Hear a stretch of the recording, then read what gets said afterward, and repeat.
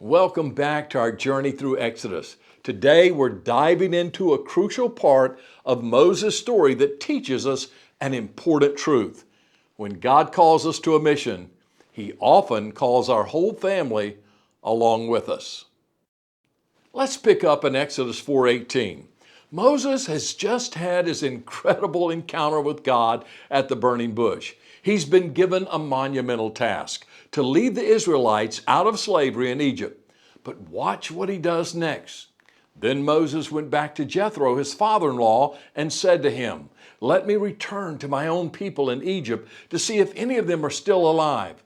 Now, this might seem like a small detail, but it's actually huge. Moses doesn't just run off on his own. He goes to his father-in-law, explains the situation, and gets his blessing. Then he takes his wife and sons with him on this very dangerous mission. Now, this is close to my heart because I was called to minister in some pretty dangerous places. Some well-meaning people once told me that it was irresponsible, even abusive, to bring my family along. But I knew God had called me, and He had given me my family. I believe part of our faith journey was to trust Him with my family. And you know what? Both my children are grown now and with families of their own, and they've told me that being a part of those missions was one of the best things I ever did for them. It wasn't always easy, but it taught them to trust God deeply. Now, let's be clear. God doesn't always call entire families to uproot and move, but He does call us to include our families in our mission, whatever that might look like. Because here's the thing. Nations are built from families. If we want godly nations, we need godly families. And He established the family from the very beginning as the core of His plan to fill the world with people who know Him, who love Him, and who walk with Him. As Moses heads back to Egypt, God gives him a heads up. When you return to Egypt, see that you perform before Pharaoh all the wonders I have given you the power to do. But I will harden his heart so that he will not let the people go. Exodus 4:21. Now, this is a tough verse. What does it mean that God will harden Pharaoh's heart? Well, it's a reminder that when we follow God's call, we should expect obstacles. God isn't promising Moses an easy road. He's preparing him for a battle. But notice, God also equips Moses for this battle. He gives him miraculous signs to perform. He even sends Aaron to be Moses' spokesperson.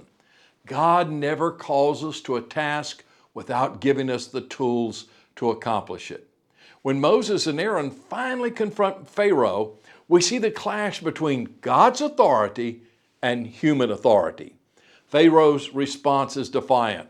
"Who is the Lord that I should obey him and let Israel go? I do not know the Lord, and I will not let Israel go." Exodus 5:2. Pharaoh doesn't just refuse, he doubles down on the Israelites' oppression. Talk about discouraging and a discouraging start to Moses' mission. But this teaches us something crucial. Obedience to God doesn't always bring immediate success or comfort. Sometimes things might even seem to get worse before they get better. So what can we learn from this passage? First, when God calls you, consider how your whole family can be a part of that mission. It might not mean moving to another country, but it could mean involving them in your ministry or service in some way. Two, expect obstacles when following God's will. Don't be surprised or discouraged when things get tough. God warned Moses about Pharaoh's hard heart, and He often prepares us for challenges too.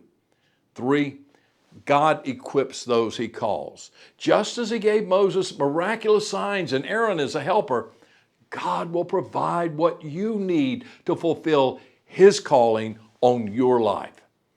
Four, persevere in the face of setbacks. Moses and Aaron's first attempt with Pharaoh was a bust, but they didn't give up. Neither should we when we face seeming failures. Remember that there's often a spiritual battle behind earthly conflicts. Pharaoh's defiance wasn't just political, it was a clash between the one true God and the false gods of Egypt. As we continue through Exodus, we'll see how God works through Moses and his family to accomplish something incredible. And remember, the same God who called and equipped Moses is calling and equipping you and your family today.